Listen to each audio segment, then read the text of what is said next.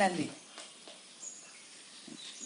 അക്കിത്തം കവിതയിലെ കണ്ണുനീരിന്റെ സൗന്ദര്യത്തെക്കുറിച്ച് അടുത്തതായി കവി പത്മദാസ് നമ്മളോട് സംസാരിക്കുന്നതായിരിക്കും. കുറച്ച് വെള്ളം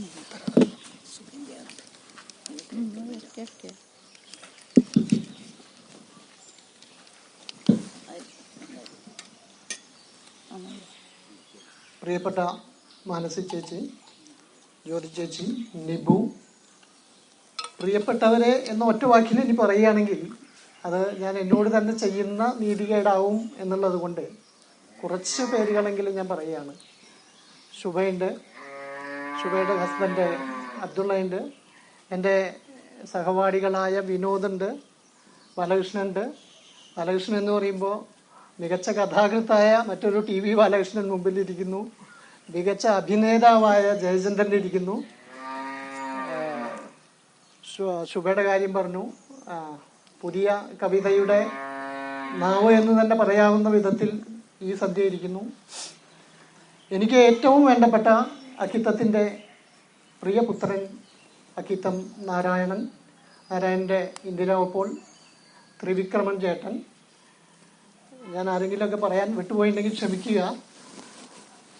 ഒരു കൂടിച്ചേരലാണ് ഇത് എന്ന് ഞാൻ കരുതുന്നു. പലതരത്തിലുമുള്ള കൂടിച്ചേരൽ. ഒരു കേരളവർമ്മയുടെ കൂടിച്ചേരലുണ്ട്, ഒരു മാടമ്പൻ്റെ കൂടിച്ചേരലുണ്ട്, ഒരു ബാല്യകാലത്തിൻ്റെ കൂടിച്ചേരലുണ്ട്, ഒരു നാടിൻ്റെയും മറ്റൊരു അയൽനാടിൻ്റെയും കൂടിച്ചേരലുണ്ട്.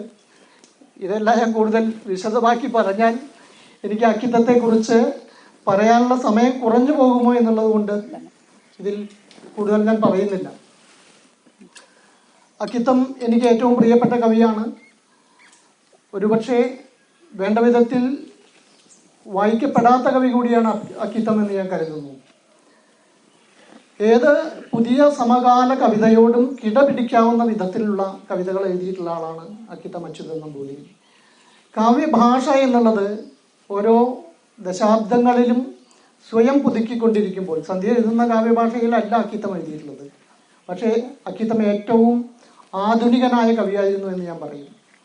അദ്ദേഹത്തിൻ്റെ കാവ്യഭാഷ കൊണ്ട് മാത്രമല്ല, ഉത്കൃഷ്ടമായ അദ്ദേഹത്തിൻ്റെ ആശയദാർഢ്യം കൊണ്ട്, മനുഷ്യ സ്നേഹം കൊണ്ട്, ദർശനം കൊണ്ട്, കാവ്യഗരിമ കൊണ്ടെല്ലാം അക്കിത്തം മറ്റേത് സമകാലിക കവികളോടും കിടപിടിക്കുന്ന വിധത്തിൽ ഏറ്റവും കണ്ടംപററി ആയ ഒരു കവിയായിരുന്നു എന്ന് ഞാൻ പറയും. 1926 അക്കിത്തം ജനിക്കുന്നത്. 1920 അദ്ദേഹം അന്തരിക്കുന്നു. 9 പതിറ്റാണ്ട് അദ്ദേഹം കാവ്യ വൃത്തി നടത്തി എന്ന് തന്നെ ഞാൻ പറയും. ഇല്ലെങ്കിൽ 8 പതിറ്റാണ്ട് എന്ന് വെച്ചോളൂ. തൻ്റെ ജീവിതത്തിൻ്റെ ആദ്യ പതിറ്റാണ്ട് മുതൽ 7ാമത്തെ വയസ്സിലാണ് അദ്ദേഹം വിഖ്യാതമായ കവിത എഴുതുന്നത്. അതൊരു പ്രതികരണ കവിതയായിരുന്നു. തൻ്റെ വീടിൻ്റെ അടുത്തുള്ള ഹരിമംഗലം ക്ഷേത്രത്തിൽ, അദ്ദേഹത്തിൻ്റെ ഭാഷയിൽ പറയുകയാണെങ്കിൽ അരമംഗലം ക്ഷേത്രത്തിൽ, കുട്ടികൾ ചുമരിൽ കരിക്കട്ട കൊണ്ട് പലതും കോറി വരച്ചിട്ടു. നിങ്ങൾക്ക് പലർക്കും അറിയാവുന്ന കാര്യം തന്നെയാണ്. ഞാനത് വീണ്ടും എടുത്ത് പറയുന്നത്, തൻ്റെ കാവ്യരചനയുടെ ആദ്യ ദശാബ്ദത്തിൽ തന്നെ അദ്ദേഹം ഒരു പ്രതികരണ കവിത എഴുതുകയും തൻ്റെ കാവ്യരചനയുടെ അവസാനത്തെ ദശാബ്ദത്തിൽ പോലും അത് പിന്തുടരുകയും ചെയ്തു എന്ന് പറയാൻ ഉദ്ദേശിച്ചുകൊണ്ടാണ്. അമ്പലങ്ങളിൽ ഈ വണ്ണം തുമ്പില്ലാതെ വരയ്ക്കുകിൽ വമ്പനാൻ ഈശ്വരൻ വന്നിട്ട് എമ്പാടും നാശമാക്കിയിടും. ഇത് കവിതയുടെ ഒരു അബോധമായ ബഹിസ്ഫുരണം എന്ന് അക്കിത്തം തന്നെ വിശേഷിപ്പിച്ച ഒരു കാര്യമാണ്. ഋഗ്വേദത്തിൻ്റെ ഒരു ശക്തമായ പാരമ്പര്യം അക്കിത്തത്തിൻ്റെ കവിതയിൽ അബോധമായി പ്രവർത്തിച്ചിരുന്നു എന്ന് അദ്ദേഹത്തിൻ്റെ ഛന്ദോബദ്ധമായ ഈ അനുഷ്ടുപ്പ് കവിത തന്നെ നമ്മളോട് പറയുന്നു. അത് എഴുതി വന്നപ്പോഴാണ് ഇത് ശരിയാണല്ലോ, അനുഷ്ടുപ്പ് വൃത്തം വളരെ ഛന്ദോബദ്ധതയോടെ ഇതിൽ ഉണ്ടല്ലോ എന്ന് അക്കിത്തം സ്വയം തിരിച്ചറിയുന്നു. അതുമുതൽ അദ്ദേഹത്തിൻ്റെ ഈ 9 ദശാബ്ദവും അദ്ദേഹം തൻ്റെ സർഗസബരിയിൽ അവിശ്രമം തൻ്റെ സർഗസബര്യ തുടർന്നു എന്ന് വേണം പറയാൻ. ഏതൊരു വലിയ കവിക്കും, മാനസി ചേച്ചിയെല്ലാം പറഞ്ഞു എങ്ങനെ അവർ കൺവെൻഷൻ ബ്രേക്ക് ചെയ്തു എന്ന്. അതുവരെ പിന്തുടർന്നിരുന്ന കഥാരീതിയെ എങ്ങനെ തൻ്റെ മനസ്ഥൈര്യം കൊണ്ട്, മനസ്സിൻ്റെ ദാർഢ്യം കൊണ്ട് അതെങ്ങനെ അതിലംഘിച്ചു എന്ന് പറയുന്നു. പക്ഷെ അക്കിത്തം അക്കിത്തം ഒരിക്കലും ഒരു കാവ്യരചനയുടെ വഴിയിൽ അക്കിത്തം ഒരിക്കലും ഒരു റിഫോമിസ്റ്റ് ആയിരുന്നില്ല. അദ്ദേഹം കവിതയുടെ പരമ്പരാഗതമായ വഴിയിലൂടെ സഞ്ചരിച്ചു. അതിന് അദ്ദേഹത്തിന് തൻ്റെ ഗുരുകൽപ്പനായ ഇടശ്ശേരി തന്നെയായിരുന്നു മാർഗദർശിയും വഴികാട്ടിയും. അതിൽ പ്രത്യേകത എന്താണെന്ന് വെച്ചാൽ, ഇടശ്ശേരി ഗുരുകൽപ്പനും വഴികാട്ടിയും ആയിരിക്കുമ്പോഴും ഇടശ്ശേരി എന്ത് പറഞ്ഞു നിർത്തിയോ അതിനപ്പുറം അക്കിത്തം കടന്നു, അതിനപ്പുറം അക്കിത്തത്തിൻ്റെ കവിത യോജിപ്പിച്ചു എന്നുള്ളതാണ് അതിലെ പ്രത്യേകത. ഇടശ്ശേരി ധർമ്മം എന്നുള്ള ഒരു കാര്യം അക്കിത്തത്തിനെ വളരെ മനസ്സിനെ അലട്ടിയിരുന്ന ഒരു കാര്യമാണ്. ഒരുപക്ഷെ അത് ഇടശ്ശേരിയിൽ നിന്ന് തന്നെ തുടങ്ങുന്നതായിരിക്കും. ഇടശ്ശേരി പറയും, ഹാ രക്ഷയ്ക്ക് ആത്മകർമ്മം ശരണം. മറ്റൊന്നുമില്ല, സ്വന്തം കർമ്മം തന്നെയാണ്. വളരെ കൺവെൻഷനലായ വഴിയിലാണ് അക്കിത്തവും ഇടശ്ശേരിയും മുന്നോട്ട് പോയിരുന്നത്. പക്ഷേ അവർ മുറുകെ പിടിച്ചിരുന്ന മൂല്യങ്ങൾ എക്കാലത്തും പ്രസക്തവും അത് ചിരന്തനവുമായ മൂല്യങ്ങളെയാണ് അക്കിത്തം മുറുകെ പിടിച്ചത്. ഹാ രക്ഷയ്ക്ക് ആത്മകർമ്മം ശരണം. മാപ്പില്ല എന്നുള്ള കവിതയിലാണ് ഇടശ്ശേരി അത് പറയുന്നത്. ചോരക്കൈവാളിനൂണാം അരിയൊരശ കിശോരത്തെ നീളാൻ കുനിച്ചുള്ളോരെ കണ്ഠത്തിൽ നിന്ന് ഊറിന മൃദു കരുണാവായ്പിലാറാടി നിൽക്കെ ഹാ രക്ഷയ്ക്ക് ആത്മകർമ്മം ശരണം. ഇത് ഇടശ്ശേരി എന്നുള്ള കവി അങ്ങനെ പറഞ്ഞു വെച്ചാൽ അക്കിത്തം അതിന് ഒരു പടി കൂടെ, മറ്റൊരു ദശാബ്ദത്തിൽ നിന്നുകൊണ്ട് അക്കിത്തം ഒരു പടി കൂടെ മുന്നേറും. കനത്ത ധർമ്മക്കുരിശൊറ്റയ്ക്ക് ചുമക്കുവാൻ കരുത്താർജിച്ചൻ മുതുകെല്ലൊന്ന് നിവർന്നോട്ടെ എന്നായിരിക്കും അക്കിത്തം പറയുക. കനത്ത ധർമ്മക്കുരിശൊറ്റയ്ക്ക് ചുമക്കുവാൻ കരുത്താർജിച്ചൻ മുതുകെല്ലൊന്ന് നിവർന്നോട്ടെ എന്ന് അക്കിത്തം പറയും. ഈ ധർമ്മവ്യസനിത അക്കിത്തം തൻ്റെ കാവ്യവൃത്തിയിൽ ആദ്യന്തം കൊണ്ടു നടന്നു. ധർമ്മത്തെക്കുറിച്ച് നമ്മുടെ മഹാഭാരതം തന്നെ വളരെ വിഖ്യാതമായ വാക്കുകളുണ്ട്. ധർമ്മം എന്തെന്ന് എനിക്കറിയാം, ധൃതരാഷ്ട്രന്റെ വാക്കുകളുണ്ട്. ധർമ്മം എന്തെന്ന് എനിക്കറിയാം, പക്ഷെ അതെനിക്ക് അനുഷ്ഠിക്കാനാവുന്നില്ല. ജാനാമി ധർമ്മം ന ചമേ പ്രവൃത്തി. എനിക്ക് അഹം ധർമ്മം ജാനാമി, എനിക്ക് ധർമ്മം എന്തെന്നറിയാം, എനിക്കത് പ്രവർത്തിക്കാൻ കഴിയുന്നില്ല. ജാനാമി അധർമ്മം, അധർമ്മം എന്തെന്നും എനിക്കറിയാം, പക്ഷേ ഞാൻ പ്രവർത്തിക്കുന്നത് മുഴുവൻ അധർമ്മം തന്നെയാണ്. ജാനാമി അധർമ്മം ന ചമേ നിവൃത്തി.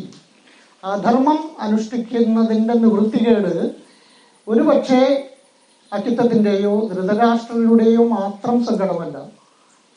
ഇത് അക്കിത്തം വെല്ലുന്നത് ഈ ധർമ്മത്തെ മുറുകെ പിടിച്ചുകൊണ്ടാണ്. ഈ 9 പതിറ്റാണ്ടും അദ്ദേഹം ജീവിച്ചത് ധർമ്മിഷ്ഠനായിട്ടാണ്. ധർമ്മം ധർമ്മം തുരുതുര വാതിൽ വന്നു വിളിക്കുന്നു എന്ന് അക്കിത്തം ധർമ്മസൂര്യൻ എന്ന് കവിതയിൽ പറയുന്നുണ്ട്. ധർമ്മം ധർമ്മം ധർമ്മം തുരുതുരെ വാതിലിൽ ഒട്ടി വിളിക്കുന്നു, അതിനെ എതിരിടാനായി കാക്ക കരഞ്ഞാൽ തിടഞ്ഞെണീക്കുന്നു എന്നുള്ളതാണ് അക്കിത്തം പറയുന്നത്. അപ്പോൾ ഈ ധർമ്മപാലന വ്യഗ്രത മഹാഭാരതത്തിൽ തന്നെ പറയുന്നത്, ധർമ്മം അനുഷ്ഠിക്കേണ്ട ഈ കാര്യങ്ങളെക്കുറിച്ച് മാത്രമല്ല, മനുഷ്യന് ആ ദശാബ്ദത്തിലും അടുത്തുള്ള ദശാബ്ദങ്ങളിലും എല്ലാം ചിരന്തനമായി നിലകൊള്ളുന്ന പല കാര്യങ്ങളും മഹാഭാരതത്തിൽ പറയുന്നു എന്ന് പറഞ്ഞിട്ടുണ്ട്. ഇതിലെന്തുണ്ടോ അത് മറ്റെവിടെയും നിങ്ങൾക്ക് കാണാം. യതിഹാസ്തി തദന്യത്ര എന്നേഹാസ്തി ന തത്കുചി. ഇതിൽ എന്തില്ലയോ അത് മറ്റെവിടെയും കാണാൻ പറ്റില്ല. ധർമാർത്ഥ കാമമോക്ഷങ്ങളെ കുറിച്ചാണ് പറയുന്നതെങ്കിലും അക്കിത്തം എന്നുള്ള വലിയ കവി തൻ്റെ ധർമ്മബോധത്തിൽ അടിയുറച്ച് തൻ്റെ കാവ്യവൃത്തിയിൽ ഉടനീളം ഈ ധർമ്മത്തെ മുറുകെ പിടിക്കുകയും ധർമ്മത്തെ കൂടെ കൊണ്ടു നടക്കുകയും ധർമാനുഷ്ഠാനം നടത്തുകയും ചെയ്തു. ഈ ധർമ്മവ്യസനതയാണ് മറ്റൊരു തരത്തിൽ അദ്ദേഹത്തിൻ്റെ കവിതയിൽ കണ്ണീരായി വന്ന് പിറക്കുന്നത്. അശ്രു വാരാശിയിൽ അക്കിത്തം മുങ്ങിക്കുളിക്കുന്നത്, അശ്രു കണ്ണീരെന്നുള്ളത്, കണ്ണീരിനെ അദ്ദേഹം അധർമ്മത്തോടാണ് അന്വയിക്കുന്നത്, പുഞ്ചിരിയെ ധർമ്മത്തോടും. അപ്പോൾ എല്ലാ കവിതകളിലും അക്കിത്തം ഈ കണ്ണുനീരിനെ പലതരത്തിൽ വിന്യസിക്കുന്നുണ്ട്. വളരെ വിശിഷ്ടമായ ഒരു കവിതയാണ് വാടാത്ത താമരയും കെടാത്ത സൂര്യനും എന്നുള്ളത്. അതികിരാതരിൽ നിന്ന് തുടങ്ങി മനുഷ്യന്റെ കുടുംബം എന്ന സ്ഥാപനം ഒരു ഇൻസ്റ്റിറ്റ്യൂഷൻ എങ്ങനെ കെട്ടിപ്പടുക്കുന്നു എന്നുള്ളത് വളരെ സുദീർഘമായ കവിതയാണ്. അധികം ആരും ചർച്ച ചെയ്യപ്പെടാത്ത കവിതയാണ്. ആദി കിരാതരിൽ എപ്രകാരം കുടുംബം എന്ന വ്യവസ്ഥാപിത സ്ഥാപനത്തിന് വേണ്ടിയുള്ള ധർമ്മബോധം എങ്ങനെ ഉടലെടുത്തുന്നു എന്നാണ്. അതിൽ അക്കിത്തം അനുനിമിഷം കനമേറി വരുന്ന ഒരു അശ്രുവിനെ കുറിച്ച് പറയുന്നുണ്ട്. ഈ ആദി കിരാതലിൽ ഒരു കിരാതനും ഒരു കിരാത സ്ത്രീയും തമ്മിലുള്ള സംഗമ ദൃശ്യമാണത്. അതുവരെ അനിയന്ത്രിതമായ രതി, അനിയന്ത്രിതമായ വേട്ട എന്നിവ തുടർന്നുകൊണ്ടിരിക്കുന്ന കാലത്ത് ഒരു 1-to-1 റിലേഷൻ, പ്രകൃതി പുരുഷ ദ്വന്ദ്വത്തിൽ അധിഷ്ഠിതമായ ഒരു 1-to-1 റിലേഷൻ ഒരു പർട്ടിക്കുലർ മൊമെന്റിൽ, ഒരു ചരിത്ര സന്ധിയിൽ അത് കണ്ടുപിടിച്ചതാണ് മനുഷ്യ പുരോഗതിയുടെ ഏറ്റവും വലിയ ഒരു നേട്ടമെന്ന് അക്കിത്തം ഈ കവിതയിൽ പറയുന്നുണ്ട്. എന്ന് പറഞ്ഞാൽ വരികൾക്കിടയിലൂടെ പറയുന്നുണ്ട്. ഒരുപക്ഷെ ചക്രം കണ്ടുപിടിച്ചതോ ബൾബ് കണ്ടുപിടിച്ചതോ ഒന്നുമായിരിക്കില്ല. ഇന്നിപ്പോ ലിവിങ് ടുഗദർ എന്നെല്ലാം പറഞ്ഞ് നമ്മൾ അതിനെ ലംഘിക്കാൻ നോക്കുന്നുണ്ട്. ഈ കുടുംബം എന്നുള്ള സ്ഥാപനം, കുടുംബം എന്നുള്ള ധർമ്മസ്ഥാപനം എന്ന് തന്നെ ഞാൻ പറയട്ടെ, അത് ഒരുപക്ഷെ ഭാരതീയ സംസ്കൃതിയുടെ എക്കാലത്തെയും ഒരു ആത്മബലം അല്ലെങ്കിൽ ഒരു ആത്മദാർഢ്യമാണ് ഇത്. അപ്പോ ഒരു പ്രത്യേക നിമിഷത്തെ രതിചര്യയിൽ പോളിയാൻഡ്രി എന്നൊക്കെ പറയും. ഒന്നിലധികം പുരുഷന്മാർ, ഒന്നിലധികം സ്ത്രീകൾ, അത് വേണ്ട, ഒരു പുരുഷന് ഒരു സ്ത്രീ അല്ലെങ്കിൽ ഒരു പ്രകൃതിക്ക് ഒരു പുരുഷൻ എന്നുള്ള ഒരു വ്യവസ്ഥ കൊണ്ടുവന്നത് അവളേൽക്കും വരെ നൂതന മധുര സമാധിയിലാണ്ടാൻ അനുനിമിഷം കനമേറി വരുന്നു ഒരു അശ്രു കണക്കാക്കാടൻ എന്നാണ് പറയുന്നത്. അതുവരെ തന്നിൽ അടക്കി വച്ചിരിക്കുന്ന ദുഃഖ സഞ്ചയങ്ങളെയെല്ലാം കനത്ത ഒരു അശ്രുവാക്കി ഈ പുരുഷൻ പ്രകൃതിക്ക് മുന്നിൽ സമർപ്പിക്കുകയാണ്. ആദി കിരാതരിൽ നിന്ന് തുടക്കം കുറിച്ച ഈ രതിചര്യയാണ് ഒരു ഏക വ്യക്തിയിൽ കേന്ദ്രിതമായി ഒരു കൺസേൺ ആണ്. പരസ്പരമുള്ള സ്ത്രീ പുരുഷനും തമ്മിലുള്ള ഒരു കൺസേൺ ആണ്. എനിക്ക് നീ, നിനക്ക് ഞാൻ, നീ എൻ്റെ അത്താണി, ഞാൻ നിന്റെ അത്താണി എന്നുള്ളൊരു ചര്യയിലേക്ക്, അത് പിന്നീട് ഒരു കുടുംബം എന്നുള്ള സ്ഥാപനത്തിന്റെ വികാസത്തിലേക്ക് അത് വഴിതെളിയിക്കുന്നുണ്ട്. നമ്മൾ തീരെ പ്രതീക്ഷിക്കാത്ത ഒരു സ്ഥലത്ത് പലപ്പോഴും അശ്രുവിനെ പല വിധത്തിലുള്ള അക്കിത്തം തന്റെ കവിതകളിൽ വിന്യസിച്ചിട്ടുണ്ട്. അതിനെ അമൃതായി ഒരു സ്ഥലത്ത് പറയുന്നുണ്ട്, ഒരു സ്ഥലത്ത് ജീവന ഔഷധമായി പറയുന്നുണ്ട്. ആവോ തമസാൽ തളരുമിൻ നേത്രത്തിൽ ആവിർഭവിക്കുന്ന കണ്ണുനീര് നീയാവാം ഈ ജഡബ്രഹ്മാണ്ഡ കോടിയിൽ ജീവാതു കുത്തിയിടുന്ന സൂര്യൻ എന്ന് പറയുന്നുണ്ട്. ജീവാതം എന്ന് പറഞ്ഞാൽ ജീവന ഔഷധമാണ്, മരുന്നാണ്. കണ്ണീര് എങ്ങനെ മരുന്നാവുന്നു? കണ്ണീര് എങ്ങനെ ഭേഷജമാകുന്നു? കണ്ണീര് അശ്രു എന്നുള്ളത് ദുഃഖത്തിന്റെ മറ്റൊരു പര്യായമാണ്. ദുഃഖം നമുക്ക് ചില പാഠങ്ങൾ പഠിപ്പിച്ചു തരുന്നു. മനുഷ്യ ജീവിതത്തെക്കുറിച്ച് മഹനീയമായ പാഠങ്ങൾ ഈ ദുഃഖം പഠിപ്പിച്ചു തരുന്നു. ദുഃഖം കണ്ണുനീർ തന്നെയാണ്. അതുകൊണ്ടാണ് ഈ അക്കിത്തം കണ്ണുനീരിനെ ജീവന ഔഷധമായി കരുതുന്നത്. ആവോ തമസാൽ തളരുമെൻ നേത്രം, ഇരുട്ടുകൊണ്ട് തളരുന്ന നേത്രമാണ്. ആവോ തമസാൽ തളരുമെൻ നേത്രത്തിൽ ആവിർഭവിക്കുന്ന കണ്ണുനീര് നീയാവാം ഈ ജഡബ്രഹ്മാണ്ഡ കോടി. അക്കിത്തത്തിന്റെ കവിത എപ്പോഴും തന്നെയല്ല അഡ്രസ് ചെയ്തിട്ടുള്ളത്, തന്റെ ദുഃഖങ്ങളല്ല പറഞ്ഞിട്ടുള്ളത്, ചുറ്റുമുള്ള സമൂഹത്തിന്റെ ദുഃഖങ്ങളെ കുറിച്ചാണ് പറഞ്ഞിട്ടുള്ളത്. അക്കിത്തത്തിന്റെ കവിതയുടെ ആംബിയൻസ് എന്നുള്ളത് കുമരനെല്ലൂരാണ്. നാരായണനെല്ലാം വളരെ വ്യക്തമായി അറിയാം. നമുക്ക് കുമരനെല്ലൂർ ഒരു പ്രാദേശികതയുടെ ഇടമായതുകൊണ്ട് അത് നമ്മൾ വില കുറച്ച് കാണുകയാണ്. അത് ഗബ്രിയേൽ ഗാർഷ്യ മാർക്വീസിന്റെ മക്കവണ്ടാണെങ്കിൽ നമ്മൾക്ക് അത് ഉത്കൃഷ്ടമാണ്. RK നാരായണന്റെ മാൽഗുഡിയാണെങ്കിൽ നമ്മൾക്ക് ഉത്കൃഷ്ടമാണ്. കുമരനെല്ലൂർ നമുക്ക് അത്ര ബോധ്യം പോരാ. അവിടെയുള്ള കരുവാൻ കുഞ്ഞുട്ടിയും കരുവാത്തി കാളിയും കുട്ടപ്പൻ എന്ന കോമരവും എല്ലാം മനുഷ്യരുടെ പ്രതിനിധികളായി അക്കിത്തത്തിന്റെ കവിതയിൽ കടന്നു വരുന്നുണ്ട്. കുട്ടപ്പൻ എന്നുള്ള കോമരത്തിൽ ഈ ദൈവത്തെ തന്നെ അല്ലെങ്കിൽ ആരാധിക്കുന്ന ആ സ്ത്രൈണത കലർന്ന ദേവതയെ തന്നെ അക്കിത്തത്തിന്റെ കവിത ചോദ്യം ചെയ്യുന്നുണ്ട്. കുട്ടപ്പന എന്നുള്ള കോമരം ഒരുപാട് കാലം കുമരനെല്ലൂര് കോമരമായിട്ട് ജീവിച്ച ആളാണ്.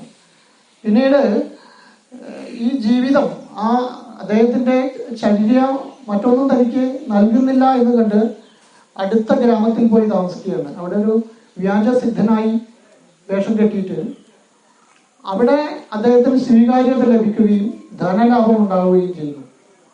അവിടെ എന്തിനു വേണ്ടി ജീവിച്ചു ഞാൻ എന്നതിനുത്തരമില്ലല്ലോ എന്നുള്ളതാണ് ഈ കുട്ടപ്പൻ എന്നുള്ള കോമരത്തെ അത്തരം ഒരു പ്രവൃത്തിക്ക് വശമതനാക്കുന്നത്. മാത്രമല്ല തന്റെ ഭഗവതിയെ ചോദ്യം ചെയ്യുന്നുണ്ട്.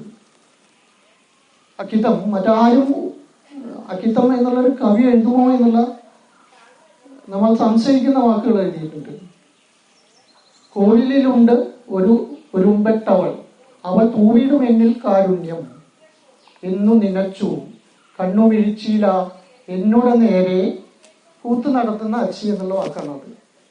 അപ്പൊ അക്കിത്തം പോലെയുള്ള ഒരു കവിയിൽ ഇങ്ങനെ ഒരു റിവോൾട്ട് വരുമെന്ന് നമ്മൾ തീരെ പ്രതീക്ഷിക്കുന്നില്ല. ഈ കുട്ടപ്പൻ എന്നുള്ള കോമരത്തിന് താൻ മുറുകെ പിടിക്കുന്ന ചര്യ അനുഷ്ഠിച്ചിട്ട് പോലും ഈ ദേവി പ്രസാദം ലഭിച്ചില്ല എന്നുള്ളതിന്റെ ഒരു ബഹിസ്ഫുരണമായിട്ടാണ് ഈ വാക്കുകൾ അതിൽ വരുന്നത്.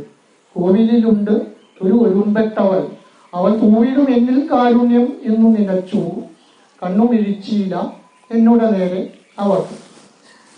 അപ്പോ അത് അക്കിത്തത്തിന് അത് വളരെ സ്വാഭാവികമായിട്ടാണ്. ഒരു ബ്ലാസ്ഫമി എന്നെല്ലാം പറയാവുന്ന, ദൈവനിന്ദ എന്ന് പറയാവുന്ന, ദൈവത്തോടെ ഏറ്റവും അടുത്ത് നിൽക്കുന്ന ഒരാൾ തന്നെ ബ്ലാസ്ഫമി നടത്തുന്നു, ദൈവനിന്ദ നടത്തുന്നു. എന്നിട്ട് അദ്ദേഹം അതിൽ നിന്ന് കരകയറി വരുന്നുണ്ട്, സ്വന്തം വീട്ടിലേക്ക് തിരിച്ചു വരുന്നു. ആ സ്വന്തം വീട്ടിലേക്ക് തിരിച്ചു വന്നപ്പോൾ ഒരു ദേവി പ്രത്യക്ഷം പോലെ ഒന്ന് അർദ്ധരാത്രിയിൽ അദ്ദേഹത്തിന് ഉണ്ടാവുന്നു. അംബിക തൻ കരവാള അലകിന്മേൽ അമ്പുവാൻ തൻ മൂർധാവിൽ കിളരും ചോര വളർന്നു ചോരക്കിണ്ടിയിൽ നിന്ന് ജലം പോലെ എന്ന് പറയുന്നുണ്ട്. താൻ പശ്ചാത്താപ വിവശനായി ഒരു നേരായ മാർഗത്തിലൂടെ അല്ലാതെ താൻ നടത്തിയ ധനസമ്പാദനത്തെ കുറിച്ച് ഈ കുട്ടപ്പൻ എന്ന കോമരം പശ്ചാത്താപ വിവശനാകുന്നുണ്ട്. അതിന് കാരണം എന്താണെന്ന് വെച്ചാൽ, എന്നെ ചീത്ത പറഞ്ഞു പോയതല്ലേ നീ, പക്ഷെ നിന്നിൽ കാരുണ്യം ചൊരിഞ്ഞത് ഞാൻ തന്നെയാണ്, നിന്നെ ധനവാനാക്കിയത് ഞാൻ തന്നെയാണ് എന്നുള്ള ഒരു വെളിപാട് ഈ ദേവി വന്ന് പറയുന്നുണ്ട്. അതിൽ പശ്ചാത്തപിച്ചുകൊണ്ടാണ് സ്വയം തല വെട്ടിപ്പിളർക്കുന്നത്.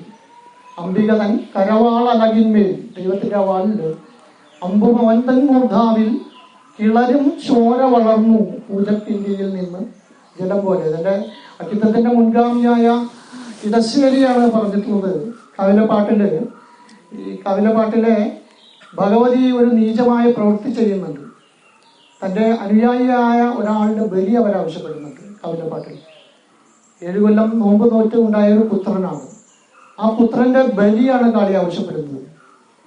അപ്പോ കോമരം ഇങ്ങനെ ശിരസിൽ വെട്ടി പരിക്കേൽപ്പിക്കുന്നതിന്റെ പശ്ചാത്തലം ഇടശ്ശേരിയ കവിതയിൽ പറയുന്നുണ്ട്. അന്നു മുതൽ ഞങ്ങളൊരു ദുർനയത്തിൻ മീതെ പൊങ്ങിയാലും നിൻ കൊടുവാൽ നിന്നിലെ പതിക്കും. ദൈവമാകട്ടെ മനുഷ്യനാകട്ടെ തിരിയക്കാകട്ടെ ഒരു അനഭിലഷണീയമായ പ്രവൃത്തി ചെയ്തുവെങ്കിൽ അത് സ്വീകരിക്കപ്പെടേണ്ടതല്ല എന്ന് പറഞ്ഞ ഇടശ്ശേരിയുടെ പാത പിൻപറ്റി തന്നെയാണ് അക്കിത്തം എന്ന കവിയും സഞ്ചരിച്ചത്. അക്കിത്തത്തിന്റെ പ്രാർത്ഥന പോലെ അദ്ദേഹത്തിന്റെ ഒരു ജീവിതാന്ത്യം ഉണ്ടായി എന്നുള്ള ഒരു മറ്റൊരു കവിത ഉദാഹരിച്ച് നമുക്ക് പറയാവുന്നതാണ്. മനുഷ്യൻ എന്നാണ് ആ കവിതയുടെ പേര്. ചായക്കോപ്പയിൽ വെറുതെ ഒരു ഈച്ച വീണ് കിടക്കുന്നതാണ്. സാധാരണ ഒരു കാവ്യവിഷയം ആവേണ്ട കാര്യമല്ല. ഒന്നുകിൽ ഈച്ച എടുത്ത് കളഞ്ഞത് കുടിക്കും. ഈ ചായക്കോപ്പയിൽ വീണ് കിടക്കുന്ന ഒരു ഈച്ച പോലും ഒരു ഉത്കൃഷ്ടമായ ചിന്തയിലേക്ക് അല്ലെങ്കിൽ നിസ്വാർത്ഥതയിലേക്ക് അക്കിത്തത്തെ നയിക്കുന്നുണ്ട്. ചായക്കോപ്പ ഉയർന്ന് ചുണ്ടിലുരസുമ്പോളേക്കതിൽ കാണുമാറായി ചത്തൊരു അക്ഷിയെ തവജടം. കാണുമ്പോൾ എന്തൊക്കെയോ മായുന്നുണ്ടൊരു ചിന്തയൻ ഇരുളിൽ, ഞാൻ എന്നോ മഹാനിദ്രയിൽ ചായുമ്പോൾ തനു ചെന്നു വീണ് അശുചിയാക്കായിക ഏതു പനിയോ. എന്തൊരു വിശുദ്ധമായ പ്രാർത്ഥനയാണ് നോക്കുക. ഞാൻ മരിച്ചാൽ എന്തോ ആയിക്കോട്ടെ എന്നല്ല, ഞാൻ ഒരു ദുർമരണത്തിന് ഇടയായി പോലും എൻ്റെ മൃതശരീരം മറ്റൊരാൾക്ക് ഒരു അശുദ്ധിയുടെ വസ്തുവാകരുത് എന്നാണ് അക്കിത്തത്തിലൂടെ. ഇത്തരം വിശുദ്ധമായ പ്രാർത്ഥന എങ്ങനെയാണ് ഒരു കവി ആർജിക്കുന്നത്? അത് തൻ്റെ പൂർവസൂരികളുടെ കാവ്യാനുശീലനം കൊണ്ടും താൻ മുറുകെ പിടിക്കുന്ന ധർമ്മബോധം കൊണ്ടുമാണ്. ധർമ്മം എന്നുള്ളത് ഞാൻ നേരത്തെ പറഞ്ഞു, ധർമ്മം എന്നുള്ളത് അനുഷ്ഠിക്കൽ വളരെ യത്നകരമാണ്. ഒരു പുഴു എന്നുള്ളൊരു കവിതയുണ്ട്. ഒരു പുഴു അരിച്ചരിച്ച് ഒരു കുന്ന് കയറി അതിൻ്റെ അതിഥ്യകയിലെത്തി വീണ്ടും ഉപത്യകയിലേക്ക് വരുന്ന അത്രയും ക്ലേശകരമാണ് ധർമ്മം അനുഷ്ഠാനം എന്ന് പറയുന്നുണ്ട്. എങ്കിലും ഗിരികളെ എന്നപ്പോൾ സ്വധർമ്മരേണുക്കളെ താണ്ടിപ്പോകെ എന്നാണ് പറയുന്നത്. എങ്കിലും പൊടിവീല കണ്ണുനീർ. അക്കിത്തത്തിന് എല്ലായിടത്തും കണ്ണുനീരാണ്. പക്ഷെ ഈ ധർമ്മപാലന രംഗത്ത് മാത്രം അക്കിത്തത്തിന് കണ്ണുനീരില്ല, കണ്ണുനീര് കാണാനാവുന്നില്ല. കാരണം എന്താണ്? ഗിരികളെ എന്ന പോലെ ഈ ധർമ്മം മുറുകെ പിടിച്ചുകൊണ്ടു. അതൊരു സന്ദേശം കൂടിയാണ്. ഇപ്പൊ കവിതയുടെ ലക്ഷ്യം ഒരു സന്ദേശം നൽകലാണോ എന്നുള്ള ചോദ്യം എല്ലാം ഉണ്ടാവാം. പക്ഷെ അക്കിത്തം തീർച്ചയായും അത് വിശ്വസിക്കുന്നു. ഈ ധർമ്മപാലനത്തിൽ, ധർമ്മത്തിന്റെ മുറുകെ പിടിക്കലിൽ അക്കിത്തം തീർച്ചയായും വിശ്വസിക്കുന്നു. എങ്കിലും സ്വധർമ്മരേണുക്കളെ താണ്ടിപ്പോകെ, എങ്കിലും പൊടിവീല കണ്ണുനീർ ഗിരികളെ എന്ന പോൽ സ്വധർമ്മരേണുക്കളെ താണ്ടിപ്പോകെ. നിത്യമേഘം അക്കിത്തത്തിന്റെ ഏറ്റവും ഉത്കൃഷ്ടമായ കവിതയാണ്. കാളിദാസന് അല്ലെങ്കിൽ കാളിദാസീയതയ്ക്ക് മുന്നിൽ ഒരു ചെറിയ വിളക്ക് അല്ലെങ്കിൽ ഒരു ചെറിയ തിരി കൊളുത്തി വെച്ച് തൊഴുതു പിൻവാങ്ങലാണ് നിത്യമേഘം എന്നുള്ള കവിത. ഞാൻ പറഞ്ഞല്ലോ, അക്കിത്തം നമ്മൾ തീരെ പ്രതീക്ഷിക്കാത്ത സ്ഥലത്ത് ഈ കണ്ണുനീരിനെ കൊണ്ട് പ്രതിഷ്ഠിക്കും. അത് സാർത്ഥകമാവും, അത് അർത്ഥവത്താവും. അത് വരികൾക്കിടയിലൂടെ വായിച്ചാൽ ഇങ്ങനെ തന്നെയാണ് വേണ്ടിയിരുന്നത് എന്ന് നമുക്ക് തോന്നും. പ്രിയാ വിരഹ ദുഃഖത്തിനഗ്നിയാൽ, ധൂമപാളിയാൽ, നിശ്വാസവായുവാൽ ഒക്കെയാണ് ഈ മഴമേഘത്തെ നിർമ്മിച്ച് പറപ്പിക്കുന്നൊരിലയായി എന്നാണ് പറയുന്നത്. അശ്രുബിന്ദുവാൽ എന്നുള്ളൊരു വാക്ക് അതിൽ കൊണ്ടുവരുന്നുണ്ട്. മേഘത്തിന്റെ ഒരു കോൺസ്റ്റിറ്റ്യൂവന്റ്, ഒരു ഘടകമാണ് അശ്രുബിന്ദു. വേറെ ആരും പറഞ്ഞിട്ടില്ല അത്. കാളിദാസൻ പോലും പറഞ്ഞിട്ടുള്ളത് ധൂമജ്യോതി സലില മരുതാം സന്നിപാതം എന്നാണ്. ധൂമം, ജ്യോതിസ്, കാറ്റ്, ഇതെല്ലാം കൂടി ചേർന്ന എല്ലാമാണ് കാളിദാസന് പോലും മേഘം. പക്ഷെ അക്കിത്തത്തിന്റെ മേഘത്തില് അശ്രുബിന്ദുവാൽ, പ്രിയാവിരഹ ദുഃഖത്തിനഗ്നിയാൽ, അശ്രുബിന്ദുവാൽ കാലപുരുഷൻ മഴമേഘത്തെ നിർമ്മിച്ച് പറപ്പിക്കുന്നു ലീലയാൽ, ഭാവനാകാശത്തിൽ ശിശു പട്ടത്തെ എന്ന പോലും. അതെങ്ങനെയാണ് അത് നീതിവൽക്കരിക്കപ്പെടുന്നത് എന്നുള്ളത് ചിന്തനീയമാണ്. യക്ഷന്റെ വിരഹമാണ് ഇവിടെ പ്രതിപാദ്യം. ഈ യക്ഷന്റെ വിരഹതാപം, അല്ലെങ്കിൽ ഭൂമിയിലെ ഒട്ടേറെ ആളുകളുടെ വിരഹതാപം എന്നുള്ളത് പോലെ ഈ യക്ഷന്റെ വിരഹതാപം കൂടെ ഉരുകിയുയർന്ന് ആവിയായി മേഘത്തിൽ ചെന്ന് ചേർന്നതാണ് എന്നുള്ളതാണ് അക്കിത്തം പറയുന്നത്. അക്കിത്തത്തിന്റെ വളരെ വിഖ്യാതമായ കവിതയാണ് 20-ാം നൂറ്റാണ്ടിന്റെ ഇതിഹാസം. അതിൽ പറയുന്ന വളരെ വിഖ്യാതമായ രണ്ട് വരികളുണ്ട്. ഈ തൃശ്ശൂർ റൗണ്ടിൽ വെച്ച് നടന്ന ഒരു സംഭവമാണ് അതിന് ഉപോത്ബലകമായി വർത്തിക്കുന്നത്. നിരത്തിൽ കാക്ക കൊത്തുന്നു ചത്ത പെണ്ണിന്റെ കണ്ണുകൾ, മുല ചപ്പി വലിക്കുന്നു നരവർഗ നവാതിഥി. ഇതാണ് ആ വരികൾ. അപ്പൊ അതിന്റെ പശ്ചാത്തലം കൂടെ ഞാൻ ഒന്ന് പറയാം. എങ്ങനെ ഒരു സാധാരണ ജീവിത സന്ദർഭം ഉത്കൃഷ്ടമായ കവിതയിലേക്ക് തന്റെ മനസ്സിന്റെ അന്തരാളങ്ങളിൽ കിടന്ന് രാസപരിണാമ വിധേയമായി അതെങ്ങനെ ഉത്കൃഷ്ടമായ ഒരു കവിതയായി, ഉത്കൃഷ്ടമായ ഒരു ദർശനമായി, സമകാലികതയിലേക്കുള്ള ഒരു ചൂണ്ടുവിരലായി എങ്ങനെ പരിവർത്തനം ചെയ്യപ്പെടുന്നു എന്നുള്ളതിന് ഏറ്റവും ഉദാഹരണമായി പറയാവുന്ന വരികൾ 20-ാം നൂറ്റാണ്ടിലെ ഈ വരികളാണ്. മംഗളോദയത്തിലെ ഗോപാലൻ നായർ, ഉറൂബ്, അക്കിത്തം, ഇവരെല്ലാവരും കൂടെ നമ്മുടെ പത്തൻസ് കോട്ടയിൽ കൊണ്ട് വെച്ച് ഇറങ്ങുമ്പോഴാണ് കാണുന്നത്. ഒരു അഭിമുഖത്തിൽ അദ്ദേഹം തന്നെ പറഞ്ഞിട്ടുണ്ട്. അങ്ങനെ പോകുമ്പോൾ ഒരു സ്ത്രീ മരിച്ചു കിടക്കുന്നു നിരത്തിൽ. ആ സ്ത്രീ മരിച്ചു കിടക്കുക എന്നറിയാതെ ഒരു കുട്ടി ആ മുല നുകരാൻ ശ്രമിക്കുന്നു. ഇത് മനസ്സിൽ കിടന്നു. അയ്യോ എന്നുള്ളൊരു ശബ്ദം ഉണ്ടാക്കിയിട്ട് അവർ തിരിച്ചുപോയി.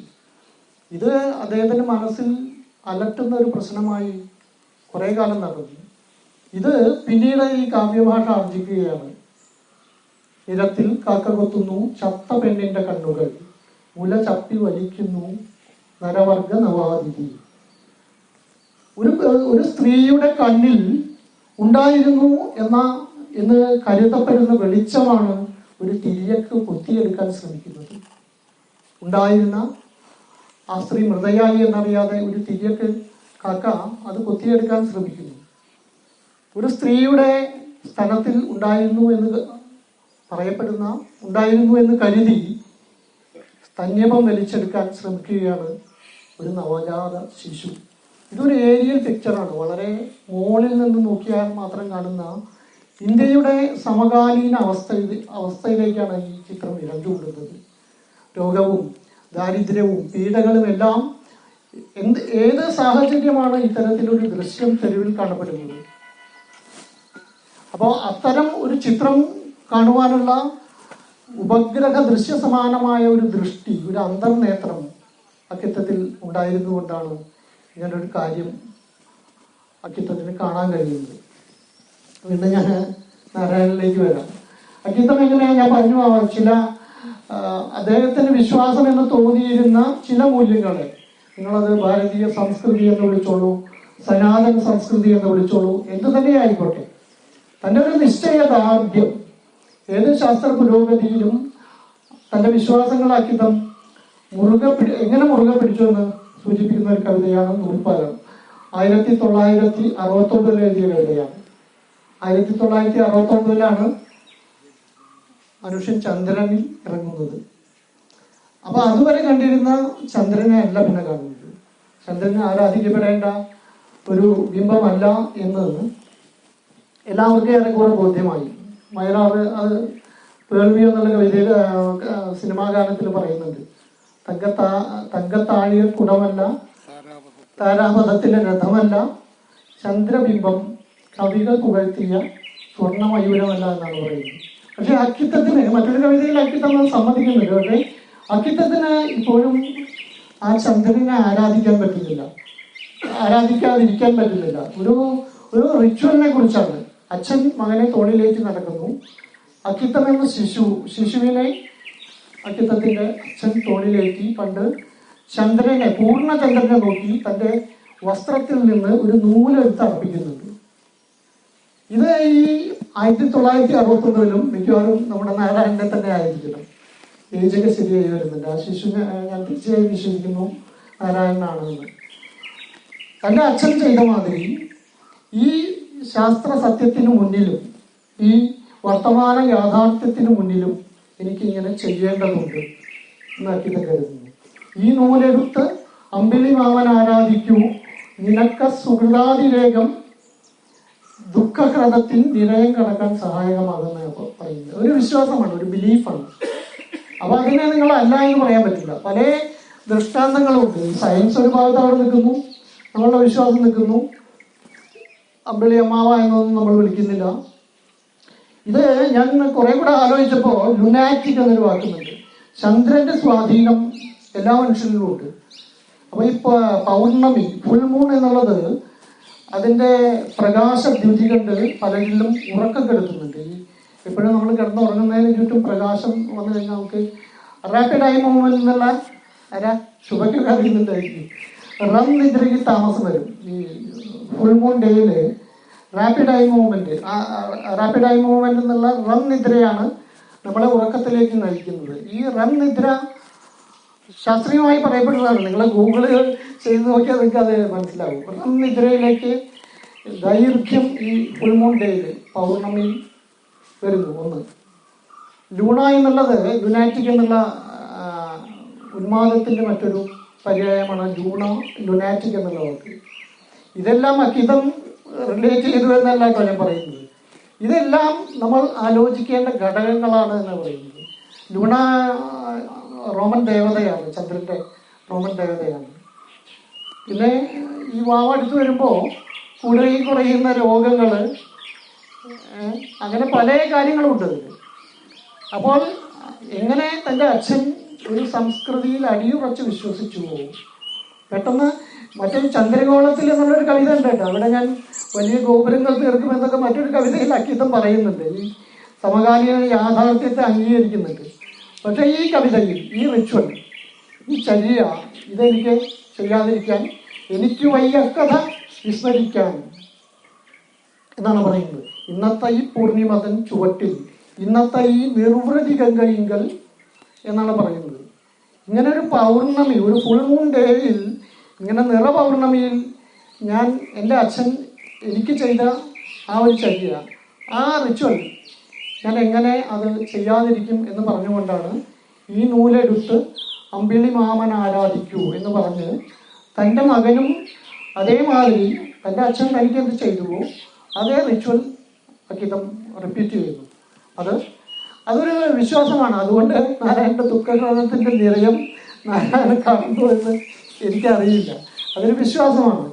ഇത്തരം ചില വിശ്വാസങ്ങളെ മുറുകെ പിടിക്കുക എന്നുള്ളത് ചില അചഞ്ചലതകളാണ്. ഈ കവിത ഒന്നിനെയും മാറ്റുന്നില്ല എന്നാണ് പറയുന്നത്. ഞാൻ എൻ്റെ ഒരു പുസ്തകത്തിന് ആമുഖമായിട്ടുള്ളത് കവിത വെറുതെ എഴുതുകയാണ്. Poetry changes nothing is certain but right. കവിത ഒന്നിനെയും മാറ്റുന്നില്ല. ഇപ്പോൾ വല്ല ഗദ്ദറൊക്കെ കവിത എഴുതിയിട്ട് അവിടെ അത്രയിൽ വല്ല മാറ്റങ്ങളും വന്നിട്ടുണ്ടായിരിക്കാം. അല്ലാതെ നമ്മളൊക്കെ വെറുതെ കവിത എഴുതുകയാണ്. ഞാനും ശ്രദ്ധയില്ല. ചില താൽക്കാലികമായ ഉന്മേഷണങ്ങൾ, ചില താൽക്കാലികമായ ജീവിത ഉന്മീലനങ്ങളെല്ലാം അതുകൊണ്ട് നടന്നു എന്ന് വരാം. അപ്പോൾ അക്കിത്തം ഇത്തരം ചര്യകളിൽ തീർത്ത് മുഴുകിയിരുന്നു. ഇത്തരം വിശ്വാസങ്ങളിൽ മതിമറന്ന് തൻ്റെ വിശ്വാസത്തെ മുറുകെ പിടിച്ചിരുന്നു എന്ന് പറയാൻ വേണ്ടിയാണ് ഞാൻ ഈ കാര്യം പറഞ്ഞത്. കൂടുതൽ ദീർഘിപ്പിക്കുന്നില്ല. അക്കിത്തത്തിൻ്റെ കാവ്യചര്യ എന്നുള്ളത് വളരെ അത് നിരപേക്ഷം, ആരും പറയാതെ നിരപേക്ഷം, നിരങ്കുശം എന്നെല്ലാം പറയാവുന്ന മാതിരി ഒരു ചിന്താ വ്യത്യാസമില്ലാതെ അക്കിത്തം ചെയ്തതാണ് ഈ തൻ്റെ കാവ്യവൃത്തി. അത് മറ്റാള് എന്ത് പറഞ്ഞു? പണ്ടത്തെ മേശാന്തിയൊക്കെ ഒരുപാട് വിമർശനങ്ങൾ കേട്ടതാണ്. ഫാസിസ്റ്റ് എന്ന വിളി കേട്ടിട്ടുള്ളതാണ്. പണിയെടുക്കാൻ പറ്റാത്തത് കൊണ്ടാണ് പണ്ടത്തെ മേശാന്തി നിന്ന് തിരിയുന്നു ചണ്ടിത്തമേറുന്ന ഫാക്ടറിക്കുള്ളിലായി എന്നാണ്. അപ്പോൾ ഈ സേഫ് ആൻഡ് സെക്യൂർഡ് ലൈഫ് വിട്ടിട്ടല്ല ഇദ്ദേഹം പോകുന്നത്. ഒരു ധനസമ്പാദനത്തിന് വേണ്ടിയല്ല പണ്ടത്തെ മേശാന്തി ഫാക്ടറിക്ക് ഉള്ളിലേക്ക് പോകുന്നത്. കർക്കിടമാസം കഴിയും വരയ്ക്കിനി കന്നിയാണുണ്ണി നിനക്കിഷ്ടമാകുമോ എന്നുള്ള ദാരിദ്ര്യത്തിൽ നിന്നാണ് ഈ ഫാക്ടറിയിലേക്ക് അദ്ദേഹം പോകുന്നത്. എന്നിട്ട് അദ്ദേഹം ഈ കണ്ണുനീര് അവിടെയും കാണുന്നത് കണ്ണുനീരാണ്. സോഷ്യലിസം എങ്ങനെ കില്ലിംഗ് ഫീൽഡ്സ് എന്നുള്ളത് ഇതിനൊന്നും ഓർമ്മയുണ്ടോ എന്നറിയില്ല. സോഷ്യലിസം എല്ലാ സമൂഹ ജീവികളും ഒരേ മാതിരിയായി കഴിയുന്ന ഒരു സോഷ്യലിസത്തിന്റെ കരാള രൂപം കില്ലിംഗ് ഫീൽഡ്സ് എന്നുള്ള ഇത് പറയുന്നുണ്ട്. അപ്പോൾ ഫാക്ടറിയിലും ഇത് തന്നെയാണ് അവസ്ഥ. ഇദ്ദേഹം ഒരു പ്രോളിറ്റേറിയറ്റിന്റെ ഫാക്ടറി അല്ലെങ്കിൽ ഫാക്ടറി തൊഴിലാളി ഒരു പ്രോളിറ്റേറിയറ്റിന്റെ ഭാഗമാണെന്നൊന്നും പറയാൻ പറ്റില്ല. അവിടെയും ഒരു അപെക്സ് ബോഡി ഉണ്ട്, ഒരു തലവനുണ്ട്, ഒരു റിപ്പോർട്ടിംഗ് ഉണ്ട്. അവിടെ എല്ലാവരും സമന്മാരാണ്. സോഷ്യലിസം അവിടെ വന്നു എന്നൊന്നും പറയാൻ പറ്റില്ല. അപ്പോൾ താൻ മുറുകെ പിടിക്കാൻ ഉദ്ദേശിച്ചിരുന്ന ആത്മീയതയെ കൈവിട്ടതാണ് ഈ പണ്ടത്തെ മേശാന്തിയിലെ ആഖ്യാതാവിന്റെ ദുഃഖം. താനൊരു ആത്മീയത തൻ്റെ ജീവിതചര്യയിൽ താൻ എന്ത് ഉത്കൃഷ്ടം എന്ന് കരുതിയോ ആ ആത്മീയതയെ മുറുകെ പിടിക്കാൻ പറ്റാതിരുന്നതിന്റെ അതിനെ തൻ്റെ ജീവിതത്തിൽ ഉടനീളം കൊണ്ടു നടക്കാൻ കഴിയാത്തതിന്റെ ഒരു ദുഃഖം കൂടിയാണ് പണ്ടത്തെ മേശാന്തിയിൽ അക്കിത്തം പറയുന്നത്. കവിത പലപ്പോഴും തെറ്റി വായിക്കപ്പെട്ട കവി കൂടിയാണ്. 20-ാം നൂറ്റാണ്ടിൽ പണ്ടത്തെ മേശാന്തിയിൽ ഒട്ടേറെ കവിതയിൽ ഇദ്ദേഹത്തിന്റെ ധർമ്മബോധത്തെ കുറിച്ച് പറഞ്ഞു. ഞാനത് തുടക്കത്തിൽ പറയാൻ വിട്ടതാണ്. എങ്ങനെ ഈ ധർമ്മബോധം അക്കിത്തത്തിന് കൈവരുന്നു എന്നുള്ളത്. അക്കിത്തത്തിന്റെ വലിയച്ഛനുണ്ട്, രാമൻ സോമയാജിപ്പാട്. അദ്ദേഹത്തിന്റെ കണ്ണിൽ നിന്ന് ഇങ്ങനെ അശ്രുക്കള് എപ്പോഴും നിരന്തരമായി കണ്ണുനീര് വന്നുകൊണ്ടിരുന്നു. അദ്ദേഹത്തിന്റെ 11-ാം വയസ്സിൽ രാമൻ സോമയാജിപ്പാട് മരിച്ചുപോയി എന്നാണ് പറയുന്നത്. ഇത് അന്നൊരു പ്രകേളികയാണ്. ഇങ്ങനെ എവർ ഡ്രോപ്പിംഗ് ടീയേഴ്സ്. അദ്ദേഹം കണ്ണുനീര് ഇങ്ങനെ പൊഴിച്ചുകൊണ്ടിരിക്കുന്നു. തട്ടുടുത്ത വസ്ത്രം കൊണ്ട് ആ കണ്ണുനീര് തുടയ്ക്കുന്നു. അത് തന്നെ അക്കിത്തം മനസ്സിൽ എഴുതി വെച്ചിട്ടുണ്ടായിരിക്കണം ഇതൊരു പ്രകേളികയാണെന്ന്. മറ്റൊന്ന് നീലിപ്പത്തനാടി, രാമൻ സോയാജിപ്പാടിന്റെ ഭാര്യയായ നീലിപ്പത്തനാടി ഒരു ഉപദേശം കൊടുക്കുന്നുണ്ട്. പയ്യനെ തല്ല, പക്ഷേ തെച്ചിപ്പൂവിന്റെ ആര് ഏഴായി കീറി അതിലെ ഒരു ആര് കൊണ്ട് വേണമെങ്കിൽ പയ്യനെ തല്ലിക്കുമെന്നാണ് പറയുന്നത്. അതിനെ എറിയാം, പക്ഷെ വെണ്ണ നെയ്യുള്ള കൊണ്ട് മാത്രം എറിഞ്ഞാൽ മതി. അത് പശു മനുഷ്യന് എന്നുള്ള രീതിയിൽ അക്കിത്തം പിന്നീട് പറയുന്നുണ്ട്. ഈ ഒരു ധർമ്മബോധം ബാല്യത്തിൽ അറിയാതെ അന്തരിക്കപ്പെടുകയാണ്. അഹിംസ അല്ലെങ്കിൽ മറ്റു ജീവികളോടുള്ള എങ്ങനെ മനുഷ്യൻ ഭൂമിയിൽ ജീവിതം അർഹിക്കുന്നുവോ അതേ അർഹത മറ്റു തിര്യക്കുകൾക്കും ഉണ്ട് എന്നുള്ള ഒരു ധർമ്മബോധം ഇങ്ങനെയാണ് ബാല്യത്തിൽ ഉടലെടുക്കുന്നത്. കാട്ടലികൾ എന്നുള്ള ഒരു കവിതയുണ്ട്. കോഴിക്കോട് ആകാശവാണിയിൽ ജോലി ചെയ്യുമ്പോഴായിരിക്കണം, ഒരുപക്ഷെ ഇന്ത്യയിലോക്കെല്ലാം അറിയാമായിരിക്കും. ഇത് കാട്ടലികൾ വന്ന് ഇദ്ദേഹത്തിന്റെ ഉറക്കം കെടുത്തുകയാണ്. രാത്രി ഉറങ്ങാൻ പറ്റുന്നില്ല, പകൽ മുഴുവൻ ജോലിയാണ്, ഒറ്റയ്ക്കാണ്, കുടുംബം കുമരനെല്ലൂരിലാണ്.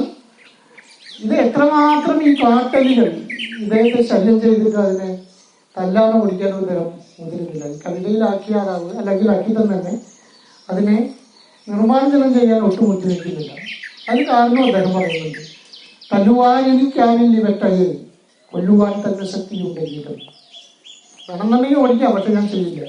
തല്ലുവാൻ എനിക്കാവില്ല ഇവറ്റയെ, കൊല്ലുവാൻ തന്നെ ശക്തിയുണ്ടെങ്കിലും. അടുത്ത രണ്ട് വരിയിൽ അതിന്റെ കാരണവും പറയുന്നുണ്ട്. തല്ലിടുമ്പോൾ തെറിക്കുകയില്ലയോ, തെല്ലു ചെന്നണം എന്റെ ദേഹത്തിലും. ഇതാണ് സമസൃഷ്ടി ഭാവന എന്ന് ലോകത്തിൽ എക്കാലവും പ്രസക്തമാകേണ്ട കാവ്യചിന്ത. തല്ലിടുമ്പോൾ തെറിക്കുകയില്ലയോ, തെല്ലു ചെന്നണം എന്റെ ദേഹത്തിലും. ഈ വരികളുടെ അർത്ഥം പറഞ്ഞ ആരെങ്കിലും അക്കിത്തത്തെ ഗുജറാത്തുകാരനെ ഇതിനെ കുറിച്ച് ചോദ്യം ചെയ്ത് ബുദ്ധിമുട്ടിക്കുമെന്ന് എനിക്ക് തോന്നുന്നില്ല.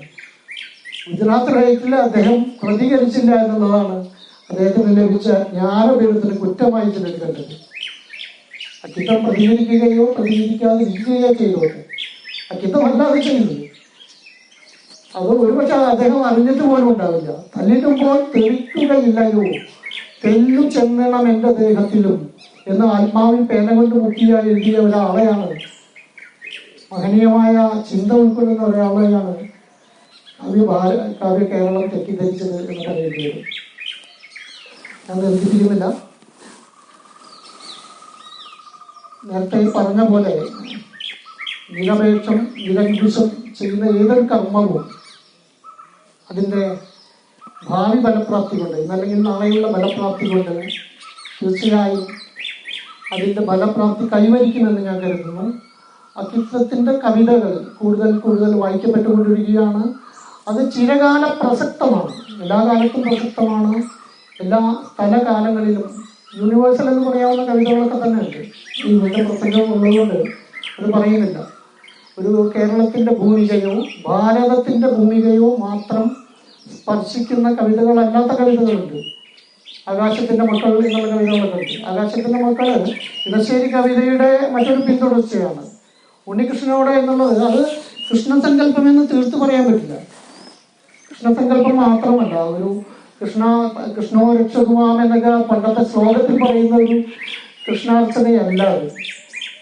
ഇടശ്ശേരി പറയും, നിനക്കാവിൽ ഒളിക്കാൻ ഈ പ്രപഞ്ചക്കാട്ടു ചോലയിൽ, തൊട്ടാൽ തൊട്ടതു നീലയ്ക്കും നീലക്കല്ലാതെ കാരണം. ഇതിലെവിടെയും ഒരു കൃഷ്ണന്റെ ഒരു കാര്യം ആരും പറയുന്നില്ല.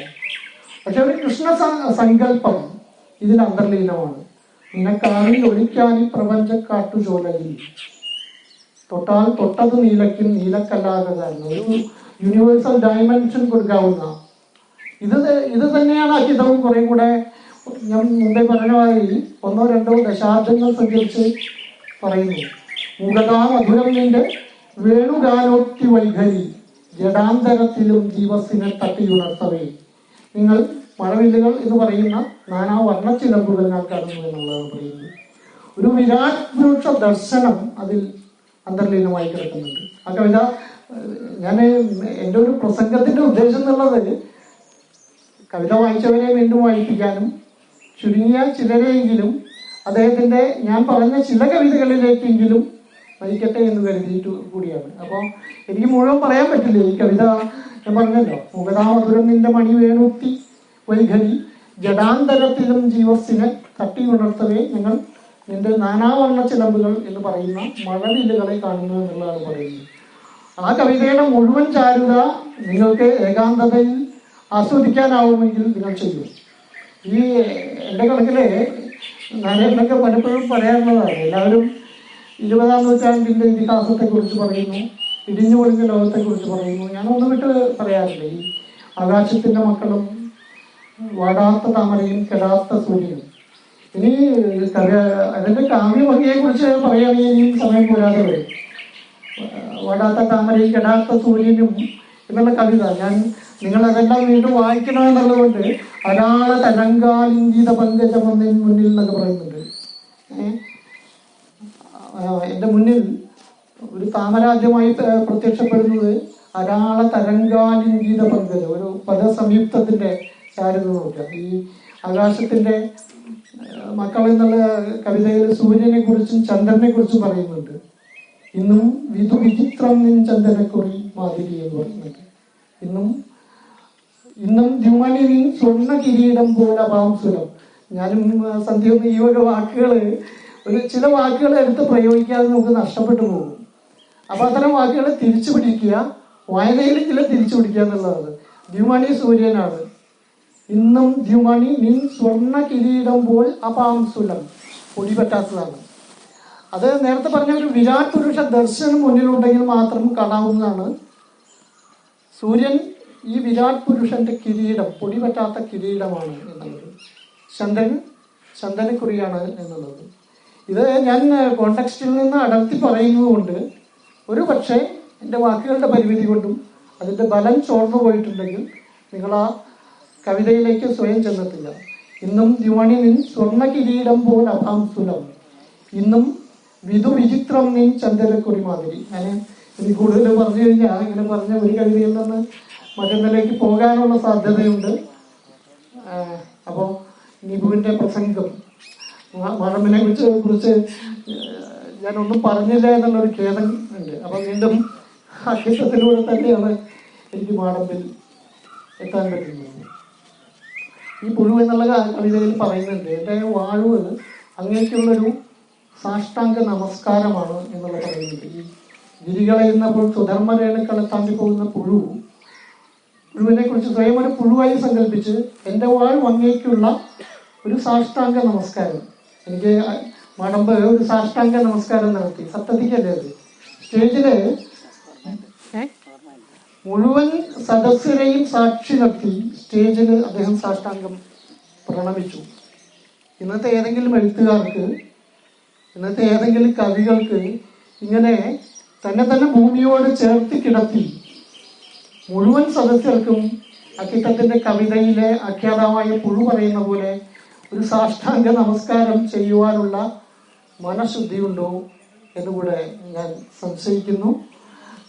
ഇത്തരത്തിലുള്ള ഒരു ചടങ്ങിനെ എന്നെ ക്ഷണിച്ചതിൽ ഞാൻ സന്തോഷിക്കുന്നു. അക്കിത്ത കവിതകളെ കുറിച്ച് എനിക്ക് തോന്നിയ ചില കാര്യങ്ങളെങ്കിലും നിങ്ങളോട് പങ്കുവയ്ക്കാൻ കഴിഞ്ഞതിൽ എൻ്റെ സന്തോഷം അറിയിക്കുന്നു.